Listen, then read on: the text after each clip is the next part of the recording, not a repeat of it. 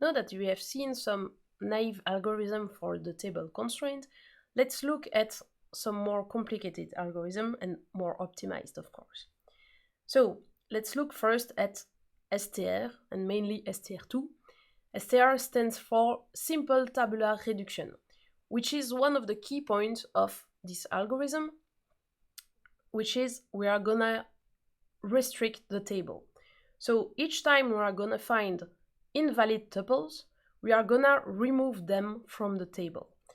And with that, we can do that because at some point during the search tree, if a tuple became invalid, we know that it will be invalid for the rest, the search tree below this search point. And the other key element of this algorithm is that for the check of the literal, so to check if a value is still supported or not, we are gonna create a collection of the literal that are supported by the valid tuples by breaking them into these literals. So let's look at the implementation. We start by creating our set of supported value. It's empty. Then we are gonna iterate on each tuple in the table. We are gonna check, is it still valid? Does all the values are still in the domain of the variables? And if yes, we are gonna break the tuple into all the literals. So for each variable, we are gonna associate the elements and put them into the supported elements. Why? Because if we have the tuple 1, 2, 3 and it's still valid, then it can serve as a support for x equal to 1, y equal to 2, and z equal to 3. And in the case of the tuple is not valid, we remove it from the table. So that first part, it's what we call the update of the table. We will try to remove all the invalid tuples from the table and collect all the supported value.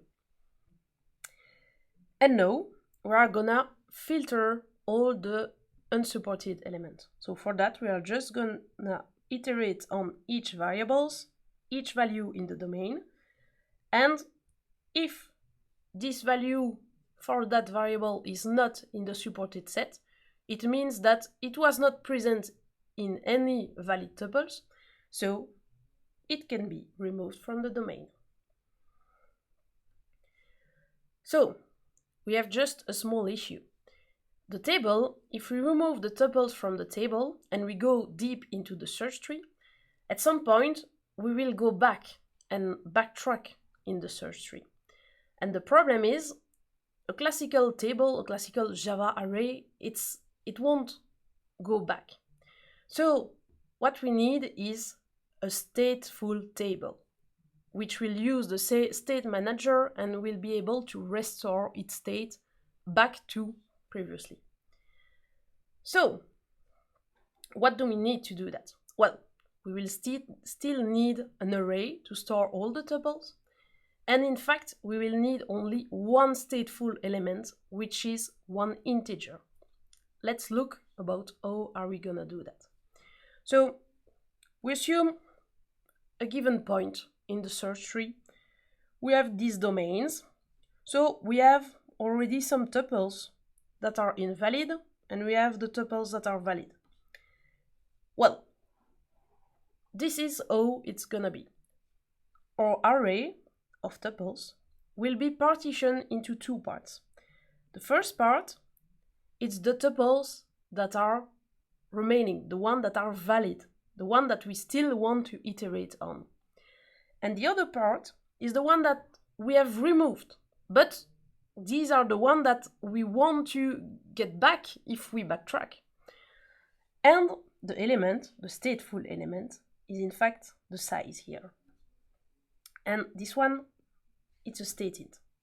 Why? Let's look what is happening when we remove some tuple. So now assume we have removed one value, so 3 here, from y.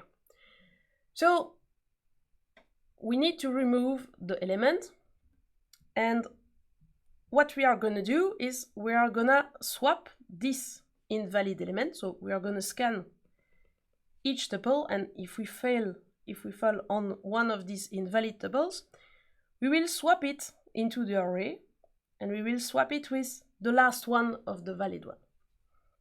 And when we swap it, we decrease the size.